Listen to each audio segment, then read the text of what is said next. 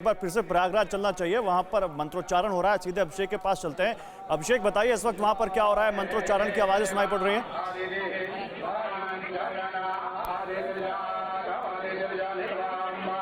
मंत्रोच्चारण हो रहा है और एक जो शास्त्रीय परंपरा है, मंत्रोच्चारण के साथ साथ जो पूजन की सामग्री है वो समर्पित की जाती है, तो वो पूरी प्रक्रिया यहाँ पर चल रही है। अभी भी हम देख रहे हैं कि उनके जो इस बागंबरी गद्दी के जो उनके भक्त हैं, सन्यासी हैं, वो सब उसी समाधि स्थल में उतरे हुए हैं और गंगा जल का जो पात्र है उसको अभी वो खाली हुआ है, उसको फिर से गंगा जल मंगवाने के लिए उसको दिया गया है।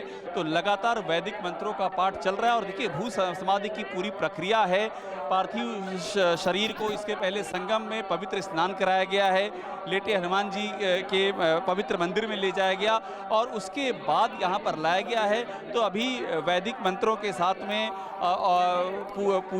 पूजन की प्रक्रिया चल रही है और साथ में गंगा जल से पवित्रीकरण भी किया जा रहा है। ये अभी का पूरी यहाँ पर प्रक्रिया लगातार जारी है। जी अभिषेक, और ये तस्वीरें हम दर्शकों को लगातार दिखा रहे हैं और यहाँ हमारे साथ जो एक्सपर्ट मौजूद हैं उनसे भी बात कर रहे हैं, क्योंकि सवाल बहुत से हैं जिनके जवाब अभी नहीं मिले। हमारे साथ संस्कृति मौजूद हैं।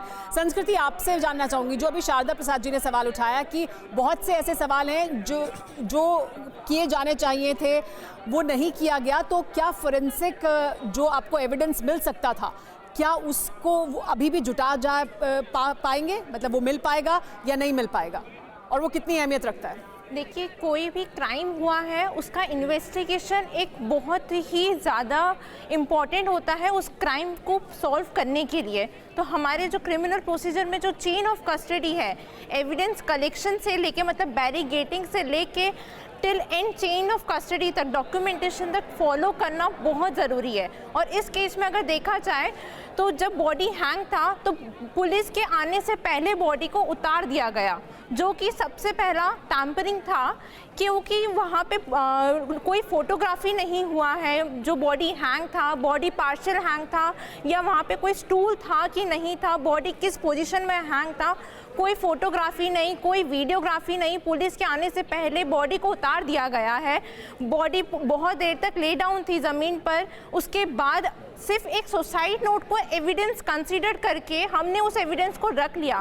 पहली चीज़, सुसाइड नोट एविडेंस है कि नहीं है, इस चीज़ पे भी अभी हम रिलाय नहीं कर सकते, क्योंकि आप अभी बात पूरी कीजिए जल्दी से अपनी बात। क्योंकि अगर वो पहली चीज़ तो सुसाइड नोट पे जो हैंडराइटिंग है उसका एग्जामिनेशन करना बहुत ज़रूरी है कि क्या ये गिरी जी के द्वारा ही लिखित है या नहीं। ठीक है, मैं अनुजा आपसे एक राय लेता हूँ, लेकिन पहले यहाँ पर विष्णु जी की अभी बात नहीं हो पाई। एक कमेंट उनका भी। विष्णु, आपको क्या लगता है कि जो बात यहाँ पर संस्कृति कह रही है, ये सुसाइडल नोट कानून की नज़र में क्या वाकई वैलिड है और इसको माना जाएगा, या जब तक इसकी सत्यता प्रमाणित नहीं हो जाती तब तक इसका कोई मतलब नहीं?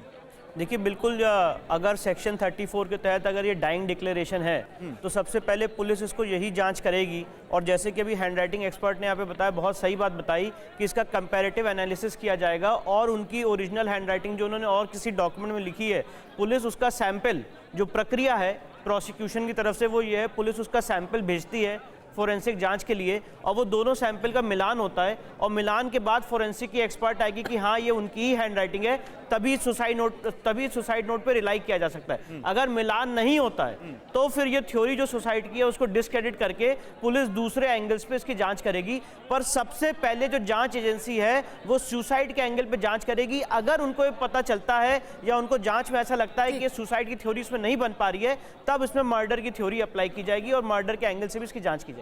अड़ी सोमवार से शुक्रवार शाम 6 बजे सिर्फ TV9 भारतवर्ष पर।